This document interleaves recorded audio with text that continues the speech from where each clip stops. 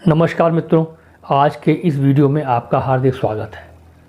कहते हैं कि जल अपना मूल स्वभाव कभी नहीं छोड़ता।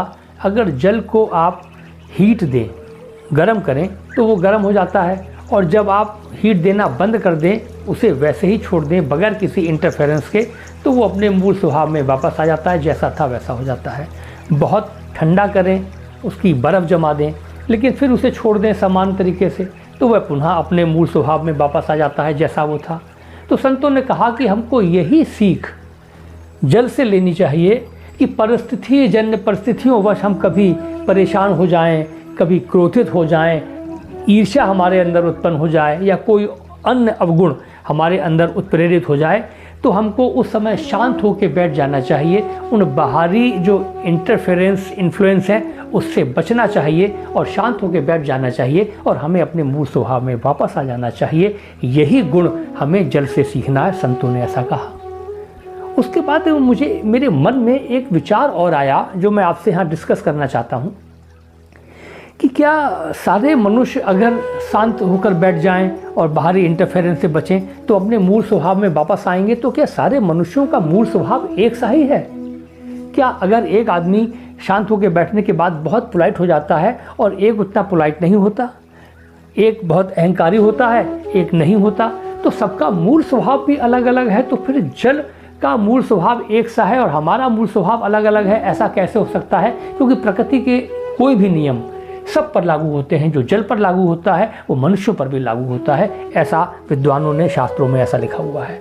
तो मेरे मन में ये विचार आया कि ऐसा कैसे हो सकता है कि मनुष्यों का मूल स्वभाव अलग और जल का मूल स्वभाव एक।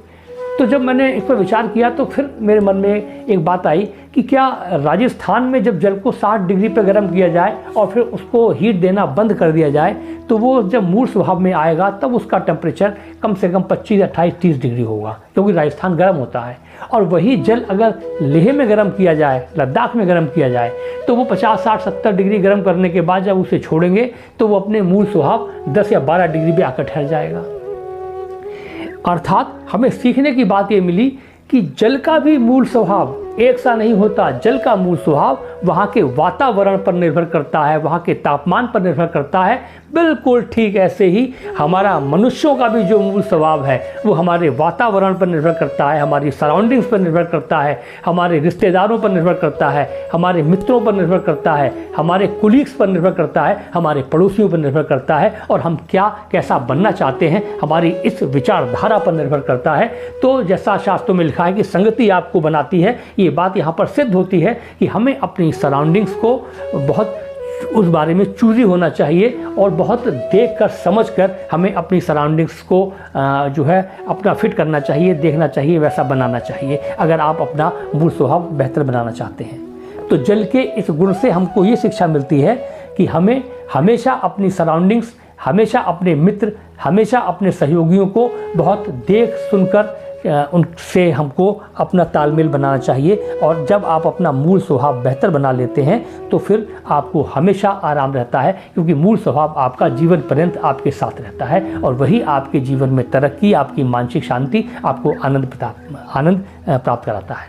आपने मेरा वीडियो ध्यानपूर्वक सुना, इसके लिए आपका शहर धन्यवाद। पुनः किसी वीडियो में आपसे मुलाकात होगी। नमस्कार।